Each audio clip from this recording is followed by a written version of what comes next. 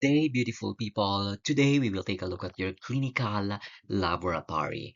Please note that your clinical laboratory, this is a facility where biological samples or biological specimens are analyzed. And what are the methods employed in the analysis of these biological samples or biological specimens?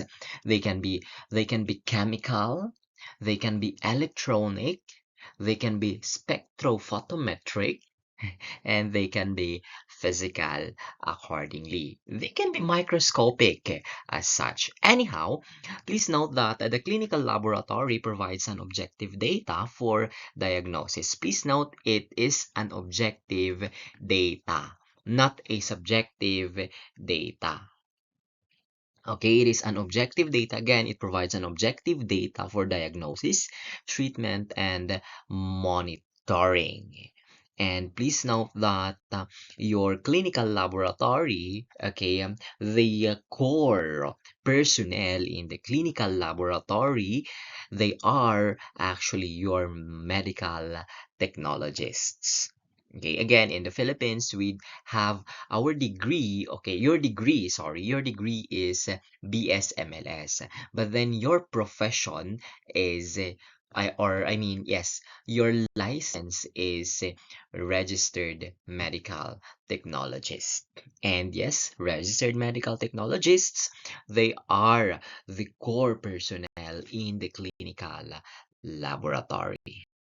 Your clinical laboratory, please note that it is governed by your RA 4688 or your Republic Act number 4688. And yes, please note that this one is approved or was approved in 1966. RA 4688 was approved in 1966. Please note that your RA 4688 is your clinical laboratory law, or the long title of this RA 4688 is your act or an act regulating the operation and maintenance of clinical laboratories and requiring the registration of the same with the Department of Health, providing penalty for the violation thereof and for other purposes. Okay, it regulates the operation and maintenance of clinical laboratories. Please note that if uh, if we're talking about the law itself, the RA 4688, it is just, I think, less than 15 sections. It has less than 15 sections.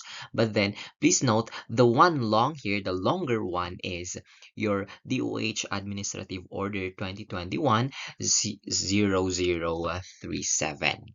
Okay, this one is this DOH Administrative Order 2021-0037 is it is the rules and regulations governing your clinical laboratory licensing and others. Okay, because for RA 4688, it requires a what do you call this, rules and regulations. It requires rules and regulations. That is why we have your DOH AO 2021-037. This is actually the latest. This is actually the latest rules and regulations that govern your clinical laboratory. Anyhow, please note that this DOH Administrative Order 2021-0037, they serve as the new guideline. Okay, because there are old guidelines actually. There are old guidelines. Okay, and this AO 2021-037, they are the new, it is actually the new guideline in licensing of diagnostic laboratories in the Philippines. And yes, okay, it was signed the DOH secretary during the approval of this DOH AO 2021-0037. It was Francisco Duque. For clinical laboratory based on Administrative Order 2021-037, your clinical laboratory is defined as a facility that is involved in the pre-analytical, analytical, and post-analytical procedures.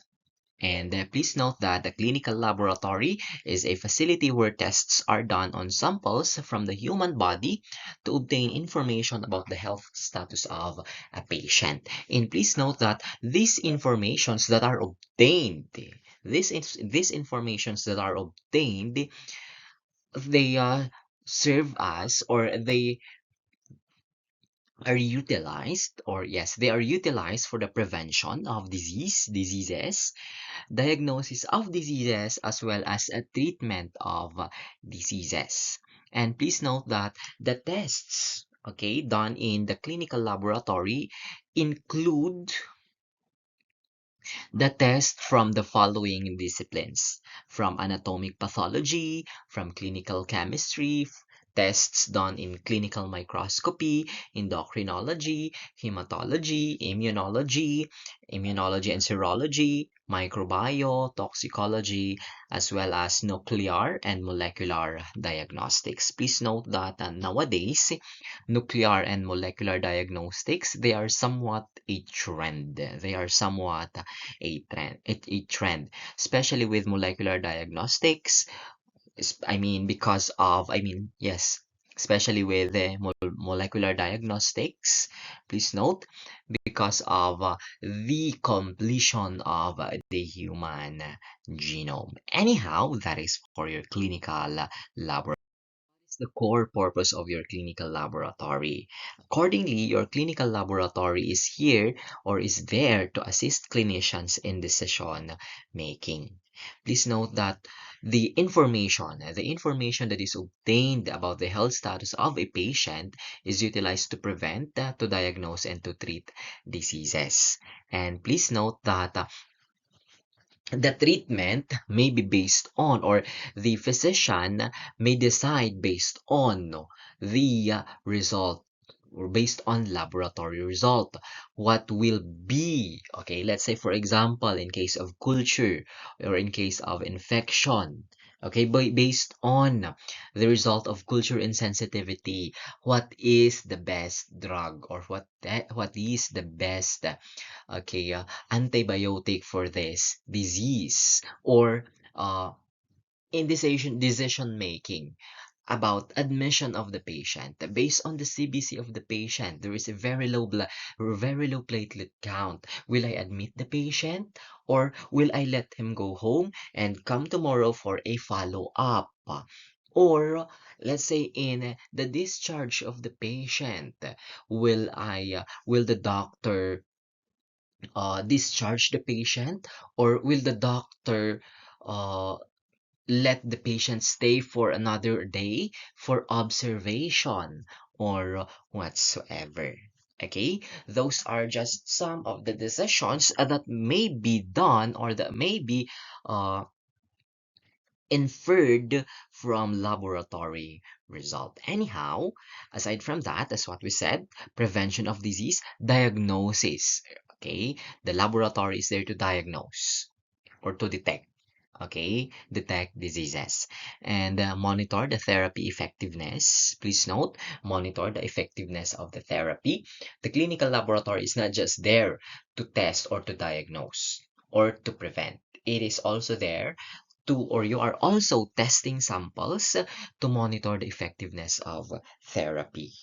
Okay, I always give this one as an example about monitoring the effectiveness of therapy. Let's say, for example, a patient is diagnosed with urinary tract infection. Okay, during his first visit to the laboratory, the patient handed a midstream clean catch urine. And then, based on the results, based on the interpretation of the physician, the patient has urinary tract infection. And the doctor, or the physician prescribed, or yes, okay, yes, the physician prescribed an antibiotic for that UTI. After some time, after 5 days or 7 days maybe of taking antibiotics, the doctor advise the patient to do a repeat testing. And please note that the purpose of the repeat test there is to monitor the effectiveness of therapy. to monitor, okay, if the number or the past cells persist, or that or it cleared off, something like that. And then, of course, it supports public health surveillance. It supports public health surveillance. Please note that the clinical laboratories, that they are mandated by DOH to submit reports. Okay, like let's say for example, during the COVID-19 pandemic, we were tasked to submit number of swab patients, okay, statistics about swabbing, okay, number of swab patients or swab personnel, uh, and then the result and whatsoever. Aside from that, and please note that that is utilized for disease or for public health surveillance. Aside from that, okay, the Department of Health also monitors number of individuals or number of tests that is related to STDs, something like that, like hepatitis B testing. Okay, those items. Okay. Anyway, clinical laboratory sections, please note you have clinical laboratory sections, or you have sections in the clinical laboratory. So you have here your clinical chemistry, hematology, clinical microscopy, microbiology, and serology. Please note that in the DOH Administrative Order 2021-037, if you try to go over it, there is no blood banking in the sections that is listed. Anyway, okay. Okay, so let's take a look at your testing process before we move on, before we move through. Please note that your testing process or test process is otherwise known, or others they call it as the path of workflow. It is the path of workflow. And please note that, yes, the testing process is divided into three, or it has three phases. You have a pre-analytical phase, analytical phase, and post-analytical phase. Please note, the WHO, and CDC, as well together with ISO, they utilized examination as the term. So you can make use of pre-examination, examination, and post-examination phase. Or you can make use of pre-testing, testing, and post testing. Okay, so please note that in the pre-analytical phase, the activities that are done here are those that are done, sorry, those that are done before the testing proper. Before the testing proper. Okay, so what are examples, okay, of variables or activities done in the pre-analytical phase? Test ordering by the physician. Okay, recording the request to the logbook. Verifying the labels on the sample that is submitted. What else? Specimen collection, fasting. Okay, those are uh, activities or that fall under the pre-analytical phase, or they are pre-analytical variables. What else? Labeling of the sample, transporting the sample, and storage of the sample. These are pre-analytical variables. And please note that accordingly, most of your errors occur in this pre-analytical phase. Most of your errors occur in this pre-analytical. Please note that again, your pre-analytical phase, okay, or pre-analytical variables, these are variables, or these are what do you call this? These are activities which are performed before the actual testing process. These are activities which are performed before the actual testing. Okay, let's take a look here at your analytical phase, or this is otherwise known as your examination or your testing phase. During this phase, this is the actual testing of patient samples, or actual testing of your samples. And yes, please note that the variables or the activities include the testing proper, of course. Okay, so what are the variables included, or that fall under the analytical phase? You have instrument operation. Okay, instrument operation. You feeding the sample into the into the analyzer that is operating the instrument. Okay, how you operate the microscope, how you operate the hematology machine.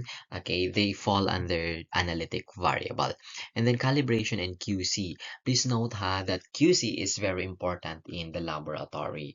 Okay, please note that QC is very important in the laboratory. This quality control here actually, okay, the QC result actually provides a confidence. It provides a confidence about the results.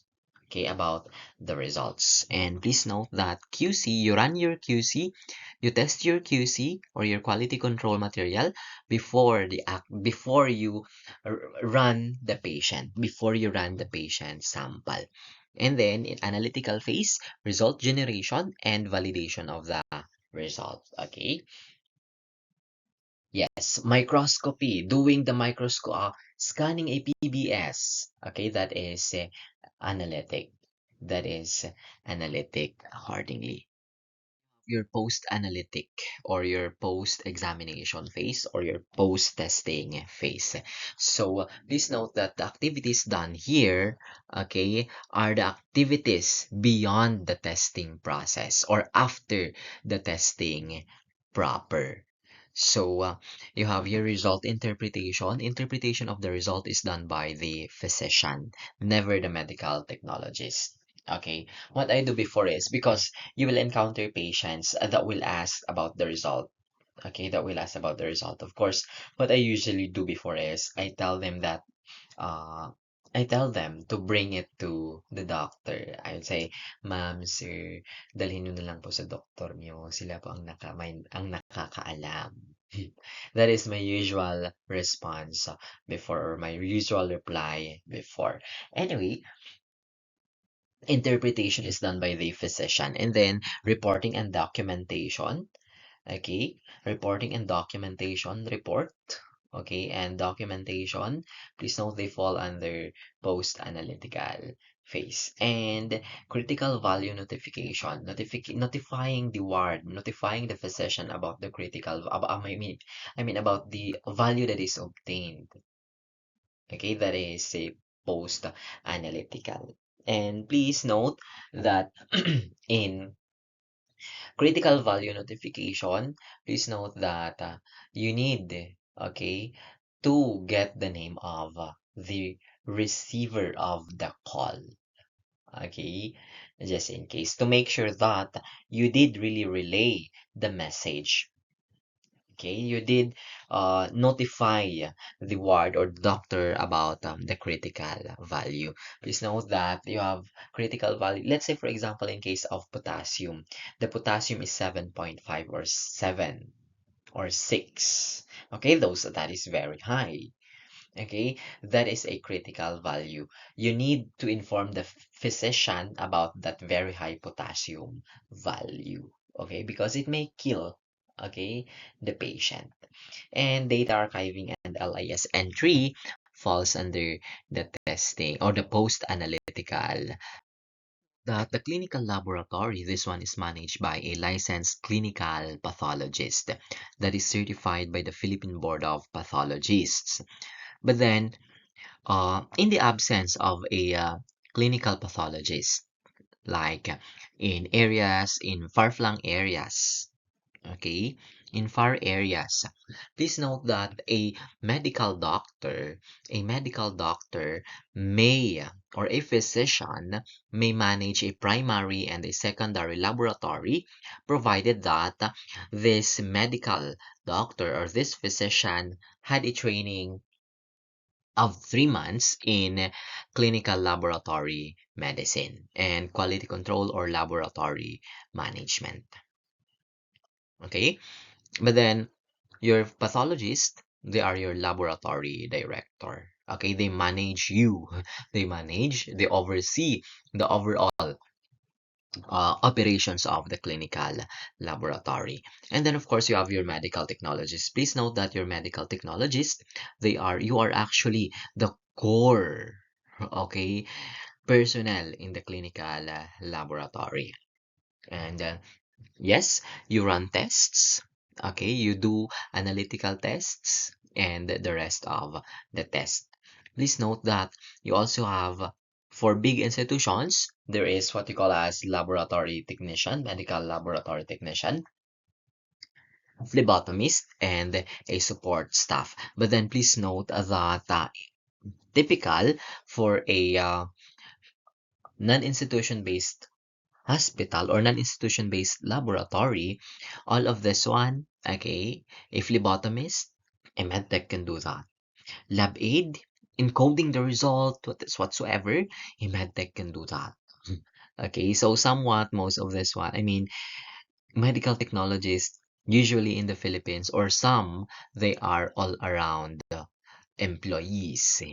Okay, they are all around employees. And please note that the laboratory should have sufficient number of laboratory personnel that is based on the workload. Okay, that is based on the workload. Again, the laboratory should have should have enough number of lab personnel based on the workload. And for hospital-based laboratories or institution-based laboratories, they should have at least one MLS or one medical laboratory scientist or medtech per shift. Your clinical laboratory. Please note that the role of your medical technologist is to perform accurate and precise testing. Please note it says accurate and precise, which means it should not be biased. The result should not be biased. Okay, please note accurate and precise testing. And then maintain instruments and QC. Okay, you maintain instruments and QC, please note. And then ensure biosafety and compliance. Please note that maintain instruments. Okay, you make sure that the materials or instruments inside the laboratory is clean. Okay, and still working, of course. And then quality control. Please note that QC. Okay, QC is important, okay, prior to testing. And please note, you maintain. How are you going to check if your, by the way, if your QC is within control, okay, then you are confident. You are confident about the result of the patient. What if it is what if out of control? What if it's out of control? Okay, then if it's out of control, then you need to check. Okay, and so which of the file, what could be the possible error? Okay, and yes, you ensure, because please note again that QC should be done first before running a patient sample. And yes, your medical laboratories or medical technologists, they communicate result to clinicians. They communicate the result to clinicians, especially if the result is a critical value, especially if the result is a critical value. Usually, okay, the laboratory personnel will call informing the ward about the condition. Okay, let's say for example a very high potassium, let's say for example 7 or 6. Okay, these are very high levels. And please note, okay, that your, what do you call this? Please note that your QC is important. As well as, of course, communication. Okay, if you communicate results to the physician, there should be a logbook or a relay logbook. Anyway, and then your medical technologists, they uphold ethical and professional standards, meaning, of course, ethical. Okay, do not issue a fake lab test. Okay, do not, what do you call this? Do not alter the results of the patient somewhat. Okay, anyway, the uh pieces of equipment that is utilized in the laboratory. Of course, aside from your supplies, aside from cotton, aside from disinfectants, aside from bleach, okay, you have actually the following. I listed only few or the more important ones here. Okay, you have your microscopes. Please note that a microscope a laboratory for at least 4 sections of the clinical laboratory requires microscopes. One, you have the clinical microscopy. It requires microscope because you read, okay, you read uh, samples microscopically. You make use of the microscope to see, okay, minute cells or minute sediment present. Okay, aside from CM in bacteriology or microbiology, they also utilize microscope in doing gram stain or in assessing or reading the gram stain or AFB. What else? Or AFS, acid fast smear. Okay. What else? In hematology, you also utilize. Okay. In hematology, you also utilize microscope to scan or to evaluate a PBS. Okay, to evaluate a PBS. Okay, parasitology, of course, you also utilize a microscope. Okay, and then in pathology or in histopathology, okay, your pathologist utilize the microscope to read your tissue sections, the slides that are prepared, that were prepared. Before we move on to see your sections, okay, let's take a look at your administrative policies before we see these laboratory sections. Anyway, please note that your administrative policies, these are formal written directives that govern how the laboratory operates,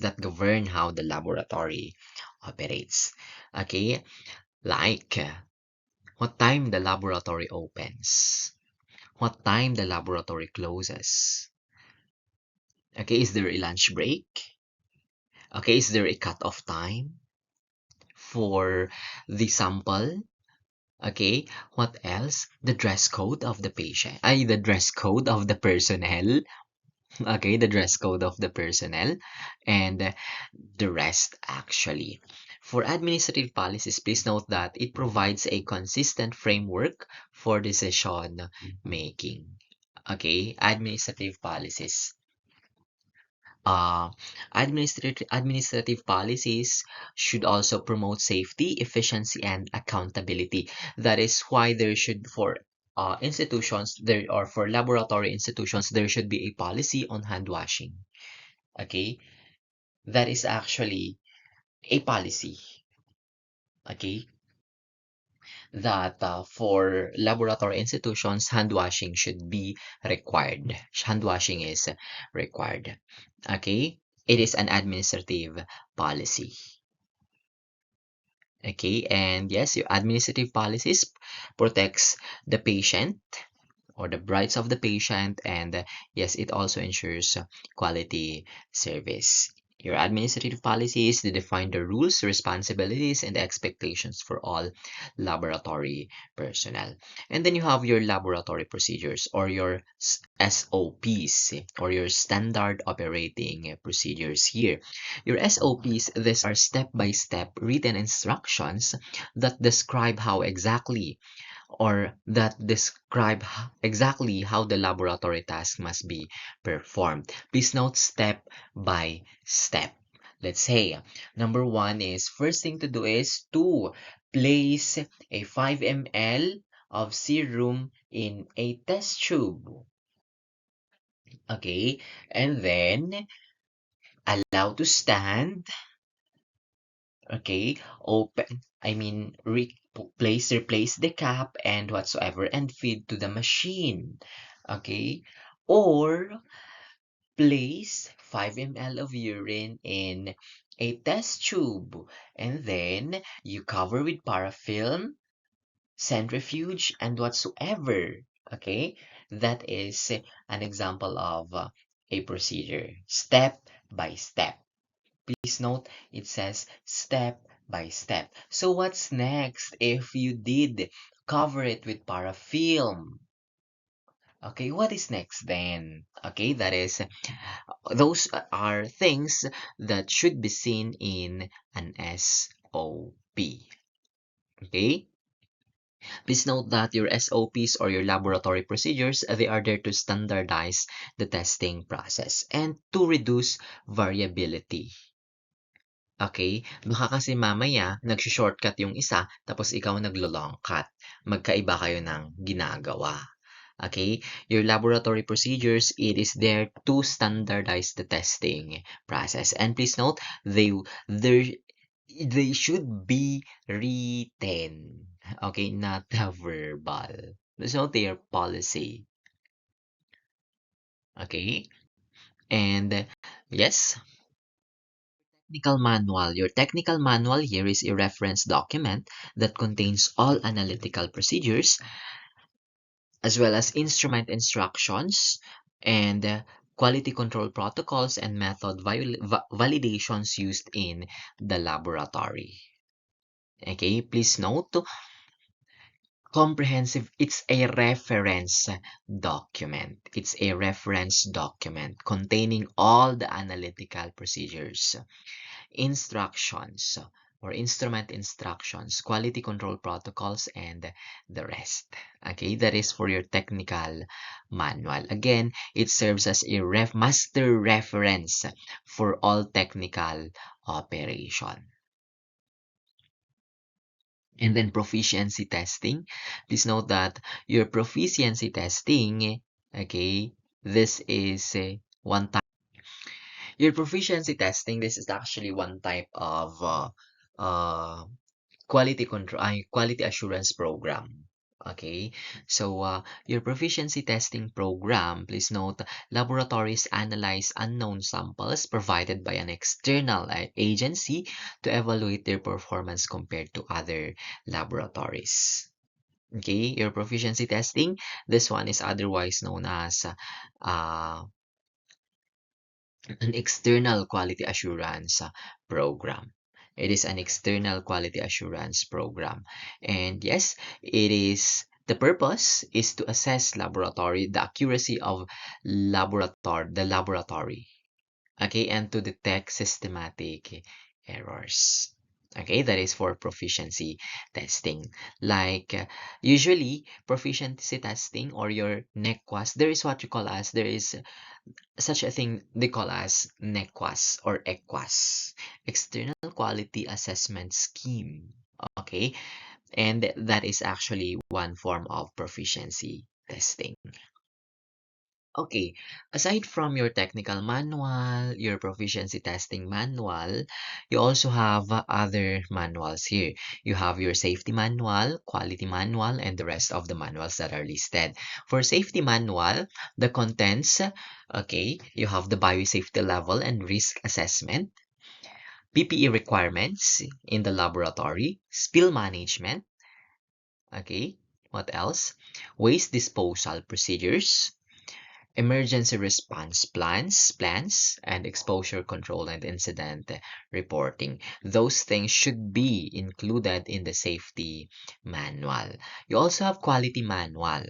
Okay, in the quality manual, uh, there should be policies for quality assurance, for quality control, for audits, as such.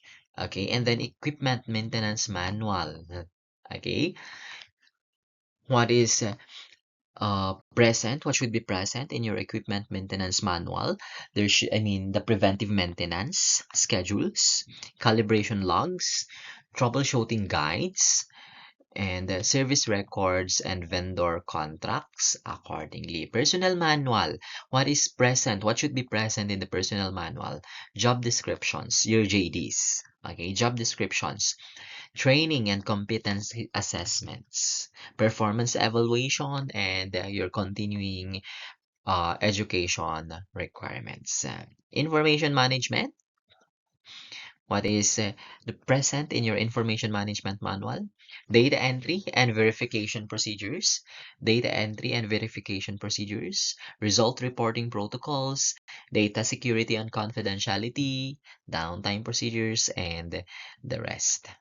Specimen collection manual also.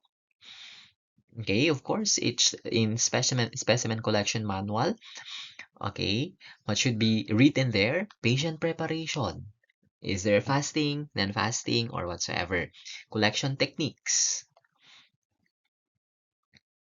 okay, and communication and records. Okay, communication and records. For every laboratory, there should be a standard procedure for routine and stat testing.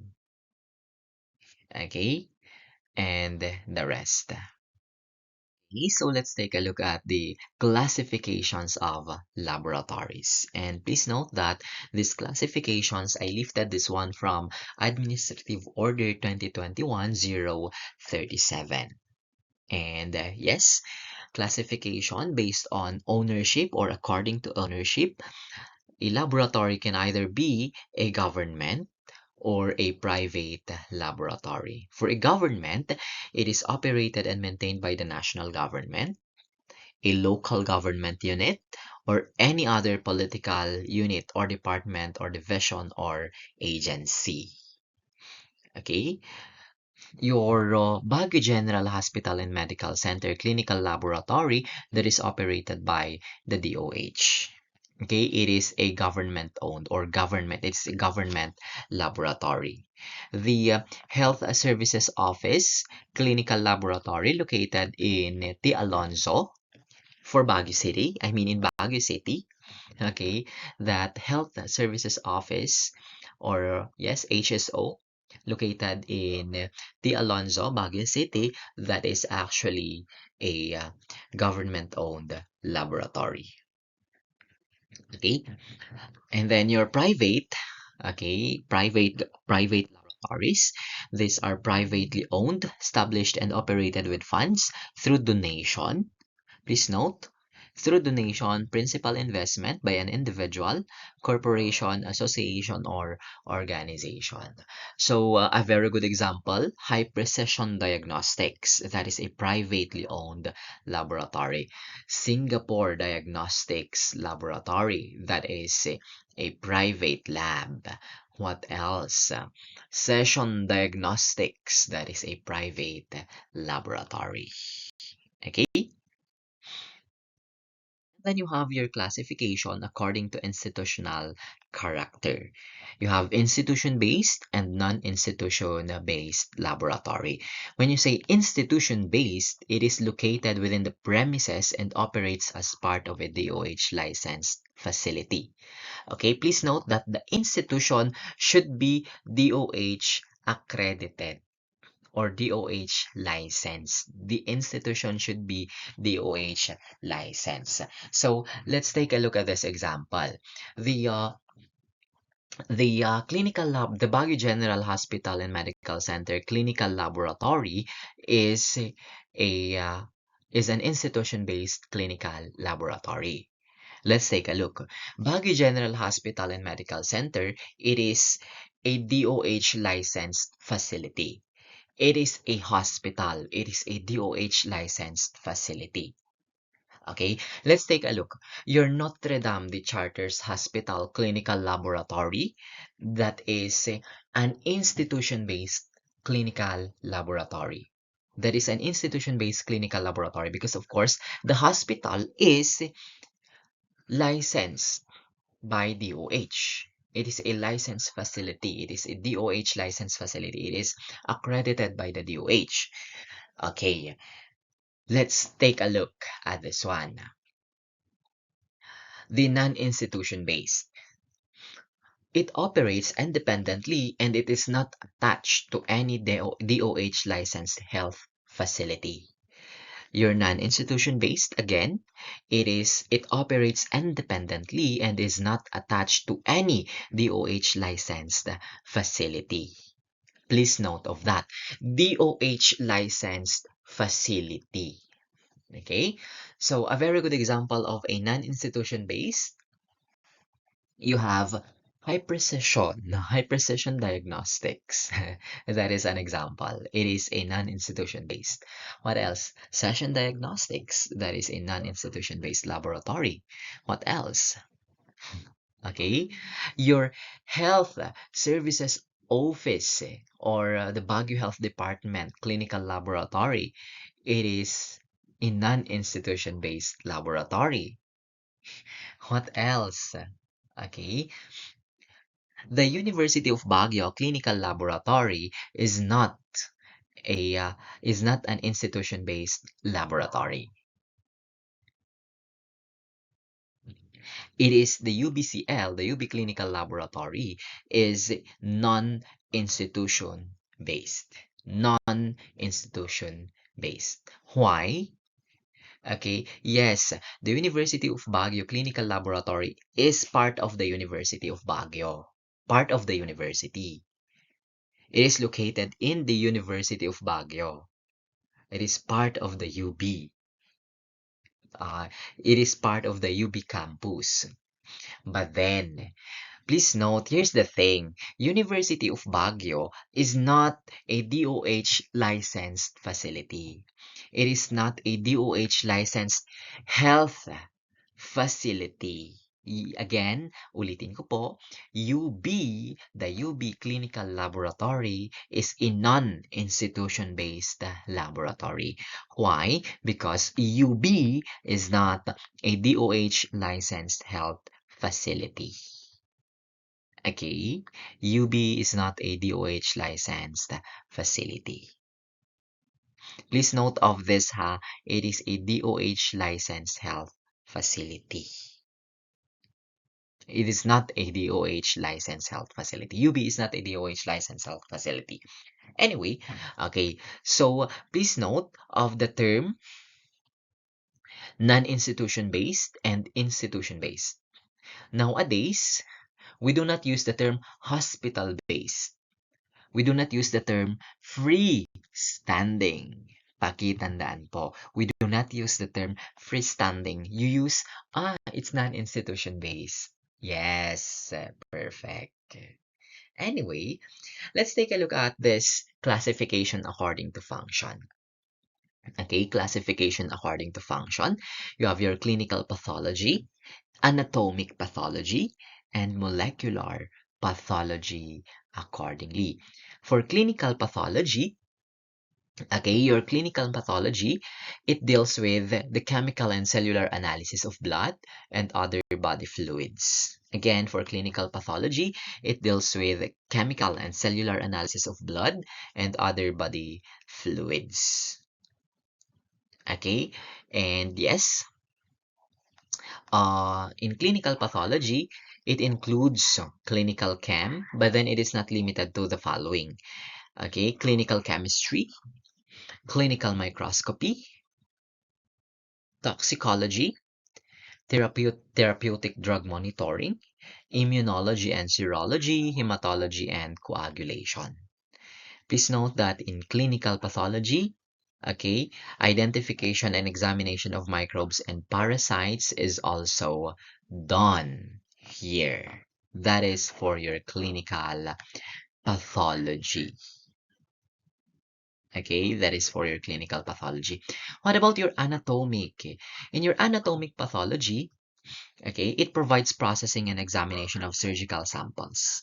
Processing and examination of surgical samples. Okay, processing and examination of surgical samples as to the physical appearance. Please note ha, as to the physical appearance and microscopic structure of tissues.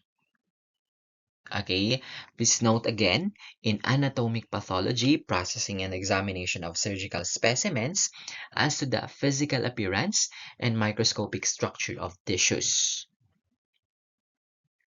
Okay, so you have here surgical pathology. Okay, in anatomic pathology, you have what do you call this? You have fields here like surgical pathology, cytopathology, immunohistochemical techniques, autopsies, and forensic pathology. All of these, they fall under anatomic pathology. But then please note that,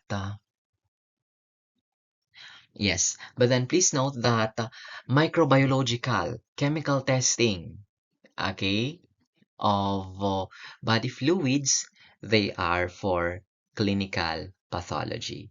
This one is another thing. Please note, pakitandaan po. And then you have your molecular pathology. Your molecular pathology, it deals with the analysis of certain genes, proteins, and other molecules in samples from organs, tissues, or body fluids in order to diagnose disease, of course.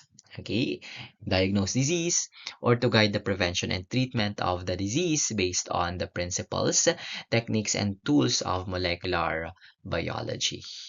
Okay, that is for your molecular pathology. Again, according to function, you have three. You have clinical pathology, anatomic pathology or clinical pathology lab, anatomic pathology lab, and molecular pathology laboratory. Okay, and then based on service capability accordingly. So according to service capability, you have here your clinical laboratory for clinical and anatomic. Okay, so you have in this one, in this portion, okay, clinical laboratory for clinical and anatomic, you have uh four, okay, you have four classification here. You have primary, secondary, tertiary laboratory, and laboratory or limited service capability. Okay, you have primary, secondary, tertiary, and limited service capability. So in primary clinical laboratory, you have the following sections. In primary clinical laboratory, you have the following sections and following tests. For clinical microscopy, you offer urine analysis, fecalysis, if OBT, and the rest. For clinical chemistry, FBS, these are the tests done, okay, in clinical chemistry section if your laboratory is a primary lab. Okay, if your laboratory is a primary laboratory. And then hematology, these are the tests done in a primary laboratory. And these are the tests done in a primary laboratory. Okay, and yes, for serology, okay, these are the tests done. You have dengue, syphilis, hepatitis B screening, and rapid test kits. HIV screening using rapid test kits. And then you have microbiology.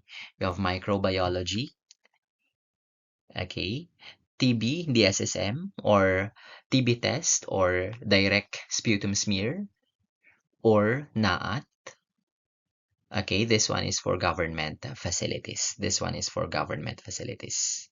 Okay, or your nucleic acid amplification test. This is for government facilities. Please note that in primary laboratory, there is no anatomic. There is no anatomic section or lab. There is no anatomic lab. Okay, tandaan po. Please note that for primary laboratory, the floor area or the minimum space required for primary laboratory is 10 meters squared, is 10 meter squared. Okay, and yes, let's take a look at your secondary laboratory. You have secondary laboratory. You have here, please note that it provides the minimum service capabilities of a primary category plus the following. So primary plus the following tests. Again, primary and then idagdag mo lang itong mga to. Yung mga ino-offer ni primary, idagdag mo lang itong mga ito. Okay, you'll just need to add the following. Okay, for secondary, uh, you have clinical chem, serum electrolytes, okay, the ones we list in the previous slide, and then the following test.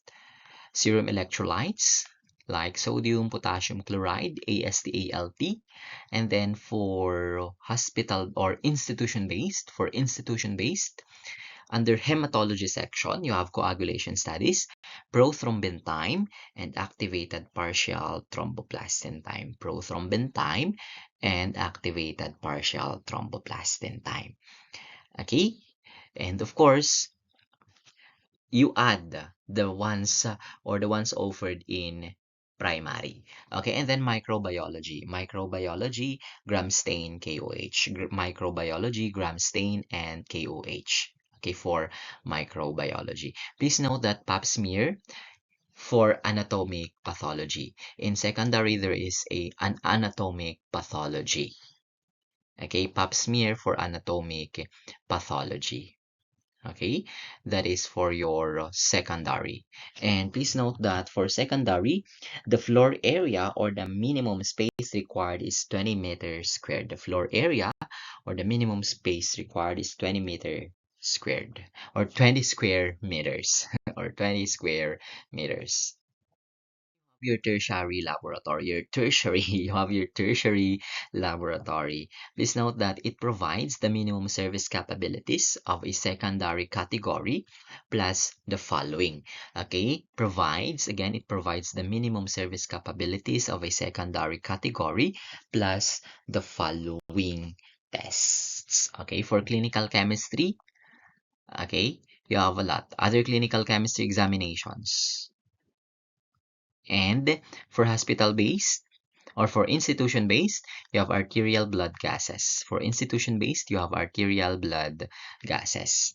Serology, any machine that is or any machine-based serological immunological testing, such as but not limited to tumor markers, thyroid function tests, and hepatitis profile. Okay, please note that all of the tests that are done in primary and secondary ginagawa po in tertiary. They are included, okay, in tertiary. Pakitandaan po. Microbiology, culture and sensitivity, aerobic and anaerobic culture. Please note that cytology and histopathology is for anatomic pathology. Cytology and histopathology. For tertiary laboratory, the floor area or the minimum space required is 60 square meters. 60 square meters. Okay. And yes, for your limited surface capability, please note that it provides one or two specialized tests that are not classified under anatomic or molecular pathology. So the tests include tests for hormones, trace metals, hormones like free T4 or TSH, T3, T4, TSH, those items, trace metals, okay, tumor markers, PSA or prostate specific antigen, CA125, CEA, carcinoembryonic antigen, and the rest of your tumor markers. Allergy panel also, okay, and then this limited service capability apply to facilities offering DOH program-related tests like CATOCATS, malarial smear, filarial smear, and slit skin smear accordingly.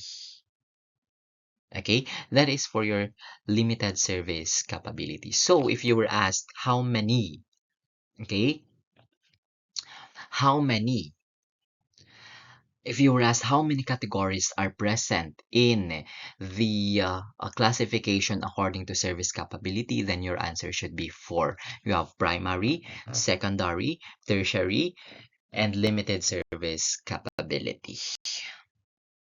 And yes, clinical laboratory for anatomic pathology only. It provides services for any of the following, but not limited to cytology and histopathology. And clinical laboratory for molecular pathology only. It provides services for genetics, immuno or hematopathology, and infectious disease. That is for your molecular pathology. Okay, let's take a look at your national reference laboratories. Please note that your NRL or your national reference laboratories, they are DOH designated specialized laboratories, and these NRLs are mandated to, please note they are DOH designated specialized laboratories, and these NRLs, they are mandated to provide standardization and oversight of laboratory testing. Please note standardization and oversight of laboratory testing. That is why these NRLs, they develop technical guidelines and standards. They develop technical guidelines and standards accordingly. Okay, aside from that, your NRLs, they conduct external quality assessment. They conduct external quality assessment, or they do the proficiency testing. They conduct the proficiency testing. They send samples. They are the ones who will send samples for proficiency testing. Okay, and what else? Please note that your NRLs, they serve as the highest technical authority for specific laboratory discipline. Again, they serve as the highest technical authority for specific laboratory discipline. Okay, so let's take a look at these NRLs. Your NRL for dengue, okay, your NRL for dengue, influenza, tuberculosis, mycobacteria, malaria, and other parasites, bacterial enteric diseases, measles, and other viral exanthems, mycology, enteroviruses, antimicrobial resistance, and emerging diseases. Your NRL for those stated is Research Institute for Tropical Medicine. Research Institute for Tropical Medicine. Aside from that, transfusion transmittable diseases or confirmatory testing of your blood donors and blood units is RITM. Your national reference laboratories for confirmatory testing of blood donors and blood units is RITM. Okay, transfusion transmissible diseases is the NRL is the Research Institute for Tropical Medicine. And then you have your San Lazaro Hospital, STD/AIDS Cooperative Central Laboratory. That is the NRL for HIV/AIDS, hepatitis, and sexually transmitted diseases. Please don't forget about STD. It's not a TTI or TTD. Okay, for San Lazaro San Lazaro Sakal, it is the NRL for HIV/AIDS, hepatitis, HBV, HCV, syphilis, and other sexually transmitted diseases. And then you have your East Avenue Medical Center. Your East Avenue Medical Center here is the NRL for Environmental and Occupational Health. Okay, this is your National Reference Laboratory for Environmental and Occupational Health. Aside from that, toxicology and micronutrient assay. Toxicology and micronutrient assay. And yes, it is the NRL for drug testing and drinking water. It is the NRL for drug testing and drinking water accordingly. And then you have your NKTI, your National Kidney and Transplant Institute. Your National Kidney and Transplant Institute. For NKTI, this is the National Reference Laboratory for Hematology. National Reference Laboratory for Hematology, including immunohematology. Okay, including immunohematology. Please note it's National Kidney and Transplant Institute. And then you have the Lung Center of the Philippines. Lung Center of the Philippines. This is the NRL for clinical chemistry or for biochemistry and anatomic pathology. NRL for anatomic pathology and the clinical chemistry or biochemistry is Lung Center of the Philippines. It's Lung Center of the Philippines. And then your newborn screening, NRL for your newborn screening, you have National Institutes of Health. You have National Institutes of Health accordingly. That is for your newborn screening.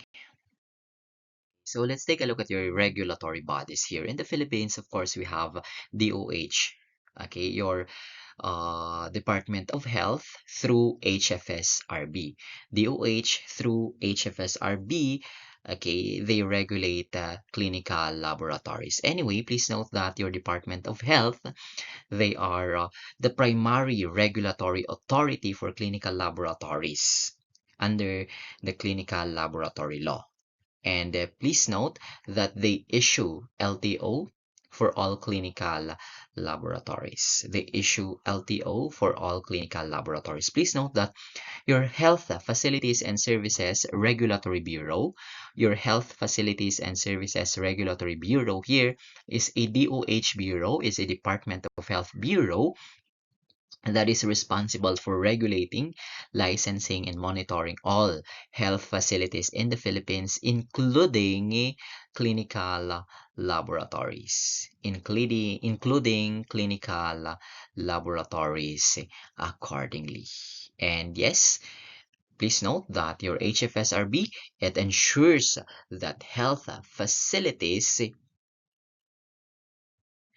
operate safely, legally, and with the minimum quality standards accordingly. Okay? That is for your HFSRB and DOH. Please note that your Food and Drug Administration, your Food and Drug Administration here is there, okay, and so your FDA, your Philippine FDA, or your, yes, it is there to regulate in vitro diagnostic devices, reagents, kits, and laboratory equipment. Please note that your FDA, your Food and Drug Administration, it issues certificate of product registration. It issues certificate of product registration. If the reagent has no certificate of product registration, then okay, it should not be utilized in clinical laboratories. It should not be utilized in clinical laboratories. Again, if there is no certificate of product registration from the FDA, okay, that test kit or that reagent should not be utilized in the clinical laboratory. Parang ano siya, parang pinagbabawal pa. Okay? That is for you. That is the role of FDA. That is the role of FDA. Again, there should for your test kits, there should be a certificate of product registration. Okay, and aside from that, you have your international regulatory body or accreditation. You have your College of American Pathologists, wherein they provide accreditation and proficiency testing for laboratories worldwide. Okay, and then you have your CLSI, your Clinical and Laboratory Standards Institute, wherein they develop laboratory standards and guidelines. They develop laboratory standards and guidelines. And actually, most of this laboratory standards and guidelines that is devised or that are devised by your CLSI, we utilize them actually. Okay, we are actually utilizing them. Anyway, you have there. So I guess let's end here. Let's continue some other time.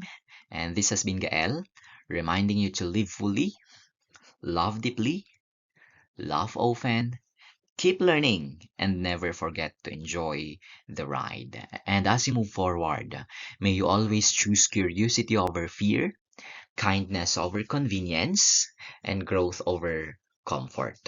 Celebrate your small victories. Honor your quiet moments and trust that every step, no matter how uncertain, shapes the story you are meant to tell. The world is wide, your time is precious, and your journey is uniquely yours. So go make it extraordinary. Again, this has been Gael. Thank you. Thank you so much and see you around.